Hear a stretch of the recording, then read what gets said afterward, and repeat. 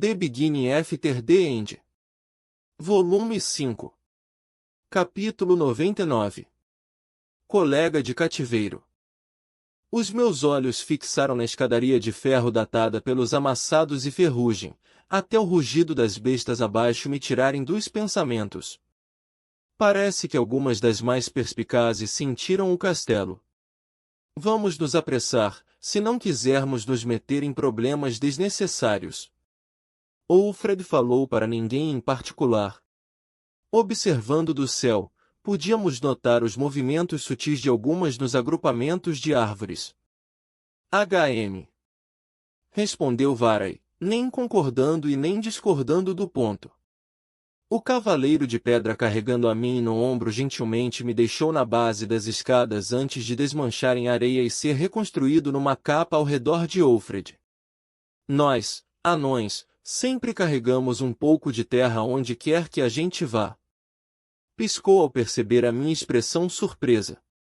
A porta fechou atrás de nós, e quando pensei que seríamos cercados por escuridão, uma substância semelhante a musgo cobrindo as paredes começou a brilhar um tom leve de azul. Vara dissipou as algemas de gelo que prendiam minhas pernas, então pude voltar a andar por mim mesmo, com Alfred me seguindo por trás. Devemos ter subido sem fim lance de escadas por 1 hora até eu deixar a frustração sair. Não tem nenhum jeito mais rápido de chegar lá em cima sem ser assim. Suspirei. O meu corpo pode ser mais forte do que o da maioria dos humanos mesmo sem um núcleo de mana graças à assimilação da vontade, mas estava ficando impaciente por conta do tempo perdido. Magia não pode ser usada em todas as entradas. Ela respondeu de imediato, um pingo de impaciência vazando em sua já fria voz. Deixei escapar mais outro profundo suspiro e voltei ao caminho em silêncio. Dando uma olhada no meu vínculo, como esperado, Sylvie estava dormindo mais do que o normal, devido à recente transformação à forma dracônica. Vinson explicou sobre as diferentes formas que os Azuras podiam utilizar dependendo da situação, porém eu nunca soube o quanto pesava nela entrar naquela forma. Não podia fazer nada, visto que ela era basicamente uma recém-nascida aos olhos das deidades, que podiam viver milênios, se não mais. Perdido em pensamentos, não notei que Varay havia parado. Ei! Soltei um grunhido assustado quando esbarrei nela. Ela era apenas um pouco mais alta do que eu, contudo estava a um passo à frente de mim, então meu rosto atingiu as suas costas. No entanto, os meus braços estavam algemados e atingiram um lugar mais íntimo. Não dei muita bola, mas para minha surpresa, ela reagiu de um jeito que não esperava. Um pequeno pulo para frente e um gritinho feminino escapou de sua boca. Vi o seu rosto corar um pouco de vergonha e surpresa ao virar e me encarar, para retornar à feição original que conseguia fazer qualquer um suar frio. Recolhendo-se, voltou ao normal e colocou a mão no fim da escadaria, antes de murmurar suave. Chegamos. Olhei atrás e Alfred apenas deu um sorriso divertido encolhendo os ombros e acenando com a cabeça para a frente. Uma luz forte espiou pela fenda da parede que se dividiu. Quando os meus olhos se ajustaram, pude enfim ver o caminho. Um brilhante corredor com um teto arqueado esticado a partir de onde estávamos, paredes com misteriosos entalhes sobre cada faceta e canto visível. As runas gravadas o faziam parecer mais como um memorial do que uma decoração luxuosa, pareciam ter um significado e propósito próprio. Lustres simples pendiam em cima, e a luz branca dava um ar frio e sem emoções, me lembrando dos hospitais do meu mundo antigo. Agora que estamos dentro do castelo em si, é melhor não conversar conosco ou qualquer uma das lanças. Sussurrou com um frio incomum na voz quando entramos pela porta bastante. Caminhamos em silêncio, apenas os ecos de nossos passos enchendo o salão. De ambos os lados havia portas que não combinavam com o espaço metálico, portas de cores e materiais diferentes, todas bastante distintas umas das outras. O corredor não parecia ter um fim, mas felizmente, Varay nos parou em uma porta aparentemente aleatória à nossa esquerda ao longo do caminho. Ela bateu nela sem pausa até que foi aberta, revelando um gigante homem. Dei uma olhada mais de perto nele. Meus senhores! O guarda de imediato ajoelhou-se, a cabeça inclinada. Levante-se! Respondeu frio Varai. O guarda levantou, contudo não fez contato visual com nenhuma das duas lanças. Em vez disso, o olhar foi fixado em mim, me considerando curioso e cautelosamente. Fale ao conselho sobre chegada. Offred acenou impaciente ao guarda. O homem blindado tomou outra rápida reverência e desapareceu atrás de uma porta preta escondida que parecia ser uma parte da parede. Após alguns minutos, voltou e abriu a porta para nós, permitindo-nos entrar. A Lança Zero e Lança Balrog receberam permissão para se encontrarem com o conselho, juntamente com o prisioneiro chamado Arthur Levin. Olhei para Offred, levantando a testa. Enquanto passava por mim, murmurou, parecendo embaraçado. Codinomes. Não pude deixar de soltar um sorriso triste antes de seguir atrás das duas lanças. O que quer que esperasse adiante provavelmente determinaria meu futuro, contudo tudo que conseguia pensar era em quais eram os codinomes para todas as outras. Quando passei pelo guarda e entrei pela porta escondida, pude de imediato sentir a mudança na atmosfera. Estávamos em uma grande sala circular com um teto alto que parecia ser feito inteiro de vidro. O cômodo foi decorado de modo simples, com apenas uma mesa longa e retangular na parte de trás. 6 cadeiras, cada uma sendo usada por um dos membros do conselho, estavam de frente para nós três enquanto olhavam para mim com expressões diferentes. Suas Majestades. Offred e Varai se curvaram a eles e os antigos reis e rainhas se levantavam dos assentos. Sem saber o que exato o costume ditava em situações assim, fiz o mesmo. Ignorante! Você pensa em si mesmo no mesmo nível que as lanças? Você deve se ajoelhar, no mínimo, como um sinal de respeito. Disse uma voz rouca. Olhei para cima para ver que era o antigo rei anão, Dalcid Greysunders. Ostentava uma barba marrom espessa que ia de seu queixo até o torso superior. Ele tinha um grande peitoral coberto por uma armadura de couro que parecia estar restringindo seus músculos em vez de protegê-los. No entanto, olhando a sua mão macia e sem calos girando a flauta de vinho dourado, eu tinha dúvidas sobre se esses músculos eram colocados em uso ou se eram apenas para mostrar. Tive dificuldade em controlar meu rosto enquanto ele se contorcia em um olhar de aborrecimento, mas antes que eu pudesse refutar de volta, avistei Alduin Eralit, o pai de Tessia e o antigo rei elfo. Ele me deu um rápido aperto de cabeça, com uma expressão preocupada em seu rosto. Apertando minha mandíbula, cedi. Minhas desculpas, majestades. Eu sou apenas um menino do campo, sem educação no quesito de etiqueta. Falei receoso, ajoelhando-me. HMPH. Ele sentou de volta ao assento, cruzando os braços. Mesmo quando afundou na cadeira, era impossível ignorar o corpo robusto que tinha. As veias nos braços eram esticadas com cada pequeno movimento. Juntando isso à grande barba eriçada e olhos escuros e pesados, mesmo como um anão, parecia muito maior do que era. Bem. Tenho certeza que a viagem foi longa e todos estão ansiosos para começar. Varai, solte Arthur. O pai de Curtis, Blaine Glider, era quem acabará de falar. A lança-mulher dissipou as algemas congeladas que ligavam meus pulsos, mas deixou adormecida Sylvie dentro da esfera de gelo, enquanto eu examinava os governantes deste continente. Fazia anos desde a última vez que vi Blaine e Priscilla Glider, todavia além das poucas rugas extras, pouco havia mudado sobre eles. Notei que a ex-rainha parecia um pouco cansada, mas sua expressão demonstrava tanto. Foi a primeira vez que vi a ex-rainha anã, mas ela era exatamente como eu esperava, viril.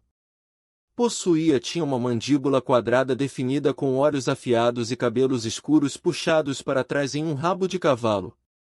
Seus ombros largos esticavam o tecido de sua blusa simples e marrom, sentada ereta em sua cadeira.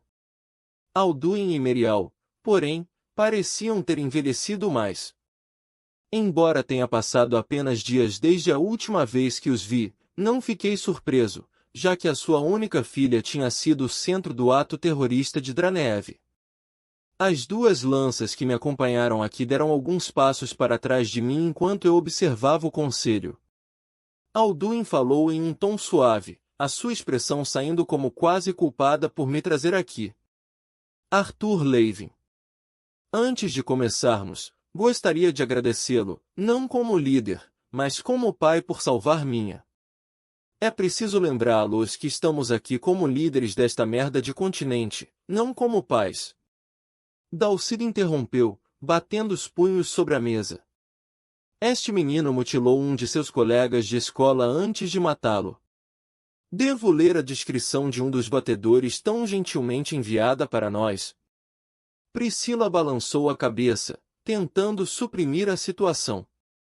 Dalcid, eu não acho que seja necessário. Ambas as pernas esmagadas depois da coxa. Braço esquerdo, desmembrado e cauterizado além do cotovelo. Braço direito, congelado e esmagado. Genitais. Conforme lia o pergaminho, até ele parecia ter dificuldade em dizer o que estava por vir. Genitais, juntamente com o osso pélvico, esmagados e... Acho que é o suficiente, Dalcid. Alertou Alduin. Parece que eu fiz o meu ponto. Sim, é conveniente tudo que esse garoto fez para salvar toda a escola, mas isso não justifica o tormento que ele deixou seu colega. Para mim, só posso ver isso como ele usando todo esse fiasco de desculpa para se vingar de alguém com quem claramente teve inimizade desde o passado.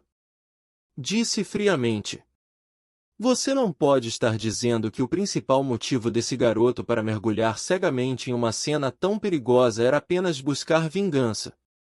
E mesmo que tivesse, e quanto a ele? Você não pode provar a ninguém aqui quais eram os seus motivos.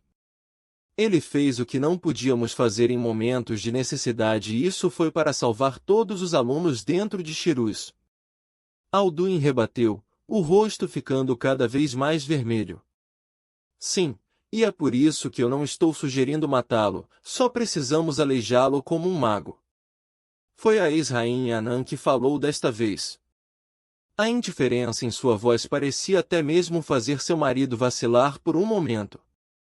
O que minha esposa, Glaudera, disse, é exatamente meus pensamentos também. Este garoto é muito perigoso se for deixado sozinho. Imagine se ele e seu dragão de estimação decidirem fazer nós inimigos. Meus ouvidos se empolgaram à menção de Sylvie. Meu Deus, você ouve a si mesmo? Você parece uma criminosa paranoica. Blaine, Priscila, o que tem a acrescentar a tudo isso? A mãe de Tessia perguntou, balançando a cabeça estonteada. Merial, meu marido e eu concordamos com você sobre isso sob o ponto de vista paternal. Afirmou Priscila, seu olhar distante alternando para frente e para trás entre Sylvie e eu. Mas, é melhor considerar a visão dos Greysunders também. O que eles dizem? Eles dizem com toda a parte do continente em jogo. Então, nós aleijamos o garoto e matamos o dragão, tudo pela chance de que o garoto possa abrigar sentimentos ruins em relação a nós e decidir se vingar. Alduin quase gritou enquanto se levantava, de frente para os outros líderes. Alduin, conheça o seu lugar. Não pense que você está no mesmo nível que nós só porque você senta aqui. Posso lembrá-lo de sua incapacidade de até mesmo cuidar das próprias lanças? Dalcid rosnou ameaçadoramente enquanto apontava acusando o antigo rei-elfo. Este continente está potencialmente à beira da guerra e você foi descuidado o suficiente para perder um dos nossos maiores trunfos. Suas Majestades, fui trazido aqui para simplesmente ouvir meu julgamento ou posso expressar Você não vai falar até que seja instruído a tal. Rugiu, me cortando. Eu me recuso a qualquer alegação que este menino está tentando fazer. Ele poderia dizer que o próprio Deus do Ferro falou com ele e ordenou que ele fizesse tudo isso, mas isso não muda o que fez e o que será capaz de fazer se deixado sozinho. Os batedores ainda estão no meio da coleta de relatos das testemunhas. Não vejo sentido em eu estar aqui se não tenho permissão para falar e dar a minha opinião sobre o ocorrido e por que aconteceu o que aconteceu.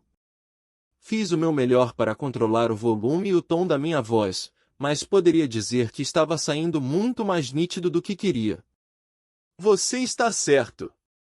Não há necessidade de este prisioneiro estar aqui.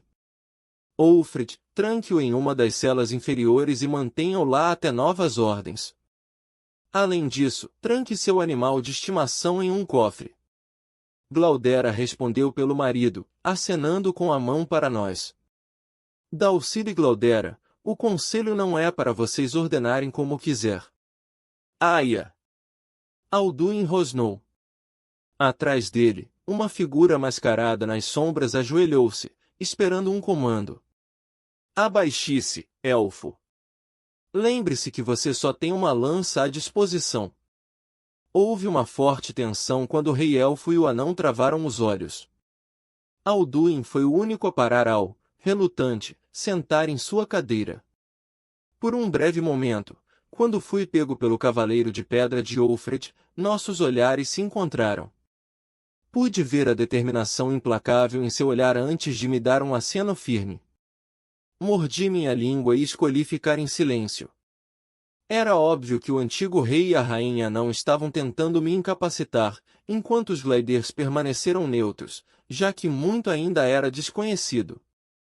Eu teria que confiar em Alduin e Merial se Sylvie e eu fossemos chegar em casa ilesos. Conforme o cavaleiro de pedra me carregava por uma porta diferente descendo um lance de escadas, tentei falar com Alfred, com pequenos resultados. Dando uma olhada ao redor, parecia o típico calabouço de castelo onde prisioneiros de guerra e traidores eram mantidos. Eu estava em apenas uma das muitas celas, entretanto grande parte da área estava coberta por sombras que a luz das poucas tochas acesas não conseguia alcançar. Esta será a sua cela, Arthur. Seu vínculo será colocado em outro lugar. O cavaleiro me carregando de repente desmoronou em pó ao chegar à minha câmara. Pousei de joelhos e cotovelos, Alfred fechou a gaiola de metal. Ai, ele poderia ter me avisado. Murmurei em voz alta, tirando a poeira dos meus joelhos. Essa voz. Ah, Arthur?